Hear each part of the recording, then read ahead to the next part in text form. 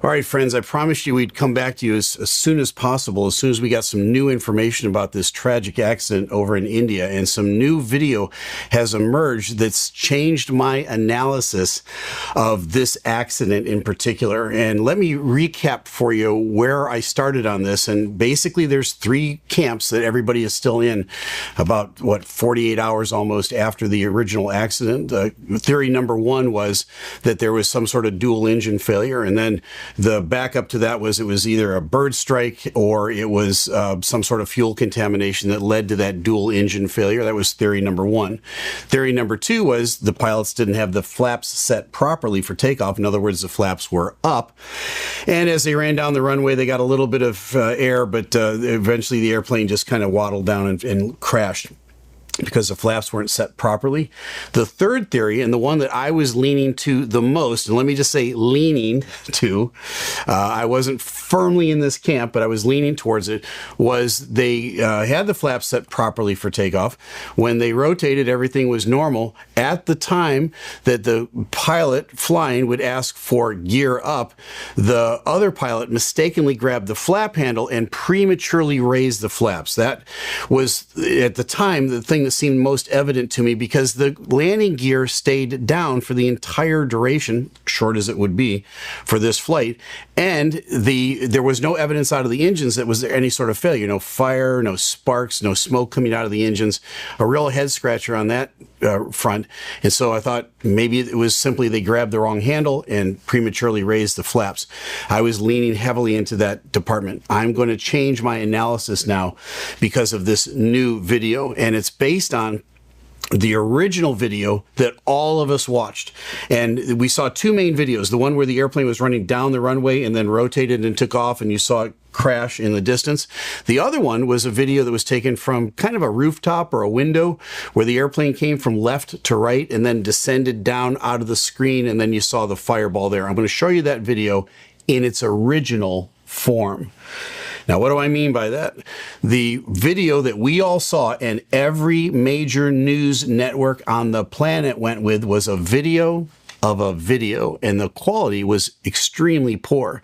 The original that was presumably taken from an iPhone or some sort of cell phone is much sharper. It's not a terrific video by any means, but it's much sharper than the video of the other video. So what happened was some cameraman was in front of a screen watching the video play, and you can see him at the very end of it. You can actually see his shadow, and you can hear people talking in the background. So the audio is not very good, and the visual is not very good. The original is going to show us something that's going to change this whole thing. Let me run the video that I'm talking about, and you take a look at it, and then I'll talk about it after it runs.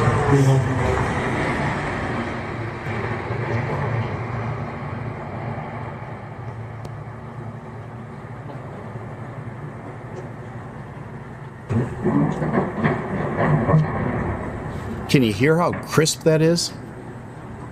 You didn't hear that. You didn't hear the actual crash on the original video.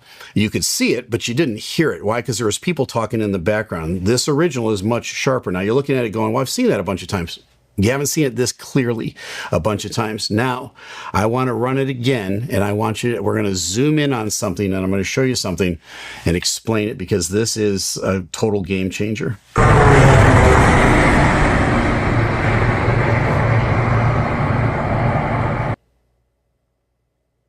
Right there, my friends.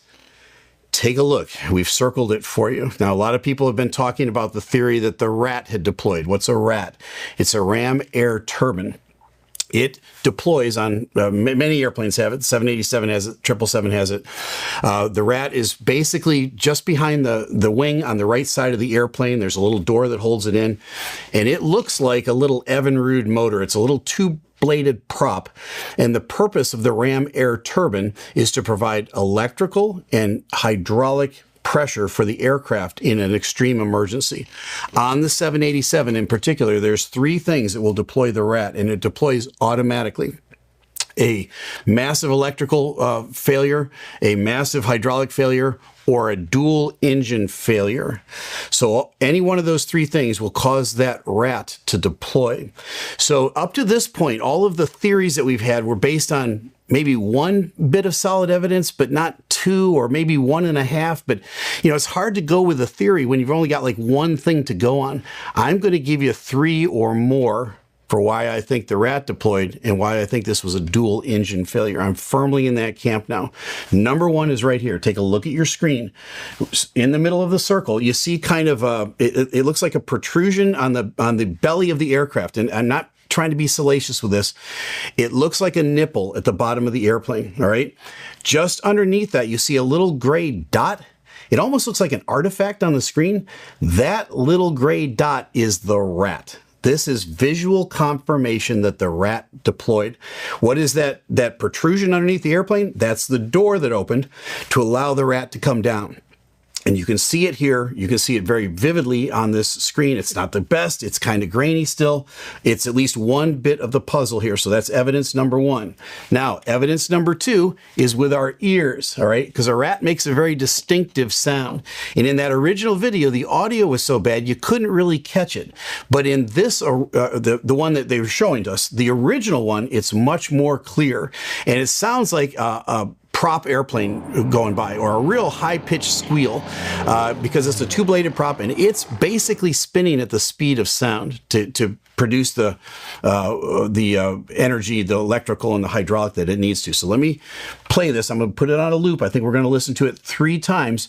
Listen for that high-pitched prop sound. Remember, this is a jet. It's not a prop. As it goes by, listen.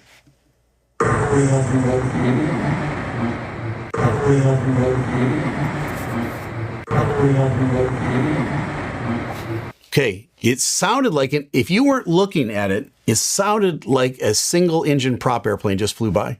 You might look up and expect to see a little Cessna going by.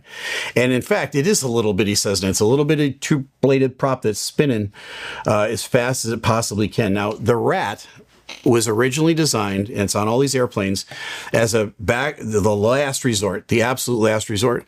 It's assuming that there's going to be basically a dual engine failure at altitude. Let's say you're at 30,000 feet, both engines flame out for some reason.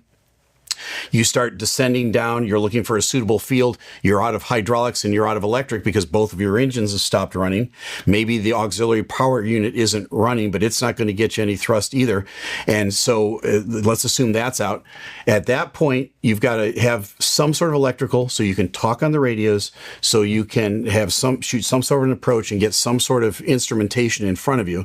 And then you have to have some sort of hydraulics to still fly the airplane.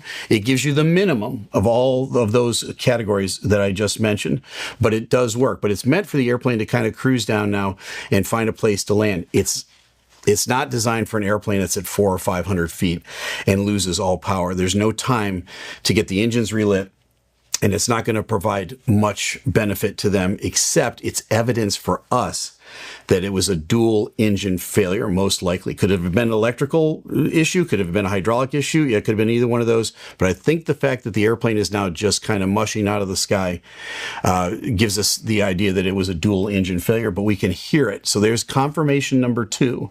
We've got the visual that we can see the rat deployed. We can hear it with our ears. And let me just give you one more confirmation on that, because there was a Japan Air 787 that landed in an emergency with the rat deployed. So you can hear one, because you can see this clearly. So let me run that for you and listen to it.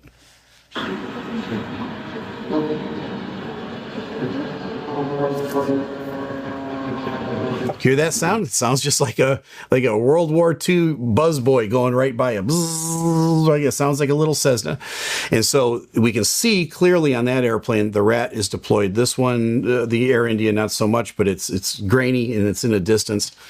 So you've got the oral, right? You've got the visual, grainy as it might be. What is the third clue here that they had a dual engine failure? The third is this, the eyewitness report. You go, wait a minute, what do you mean eyewitness report? There was one survivor from this crash. Unbelievably miraculous that this guy, he literally walked away from the crash. He's been confirmed it wasn't a hoax. He was in seat 11A. He was right by an emergency exit, a few rows in front of the spar of the wing of the aircraft. I think that spar saved his life because that's the strongest, heaviest part of the airplane. That's probably what took the impact when they hit those buildings.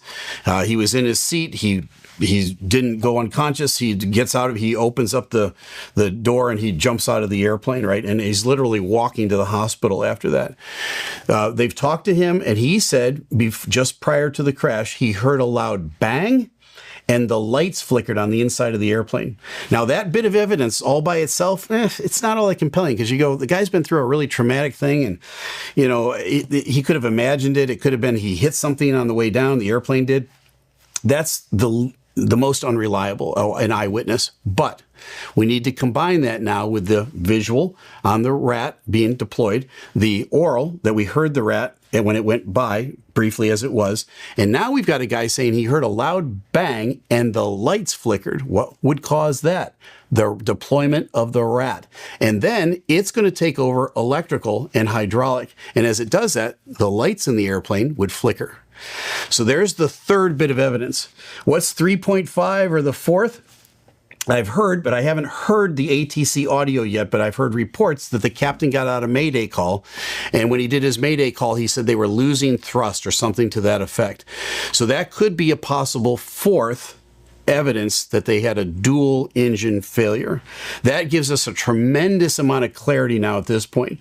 So I'm going to put at least in second place the idea that the co-pilot raised the flaps prematurely. And that might end up in third place on the theories. I'm solidly now in the camp that they had some sort of dual engine failure. The rat is deployed. You can hear the rat. You've got eyewitness testimony that something loud banged underneath the airplane. It was probably the rat. With all of those things being said, I think it's pretty clear. It gives us a lot of clarity. Let me put it that way. It gives us a lot of clarity. And at the same time, it sends us completely back to square one. Why is that? Because we have no idea why both engines on a 787 would flame out right after rotate. No clue whatsoever. There is a thing called Aviation Herald. They came out with a report now over in India. Their initial report, and you can see it at their website. It's Aviation Herald is what it's called. You can see their report. They ruled out a few things. One of them was bird strike because they said they inspected the runway and there was no dead birds on the runway. We can run that one out. They also said, though, that they didn't think it was a dual engine failure, which I think they probably got that wrong at this point. And they also said they didn't think it was pilot error. So I think 2 out of 3 from that report are pretty accurate. The dual engine failure goes right up now to priority number 1 or theory number 1 with the 4 bits of evidence I've given you today. Folks, I hope that the black box data tells us why both engines would fail at the same time, but I have no clue. Fuel contamination, it's one of the possibilities, but you know what? There's more, and I'm going to leave the door wide open to what else could have happened to cause both engines on a 787 to flame out at the same time. It's a real head scratcher at this point. We've got some clarity, though, today on what actually happened based on 4 hard bits of information. Thanks for hanging with me on this one, folks. There's probably more to come. Now you know. I'm Captain Steve. Fly safe.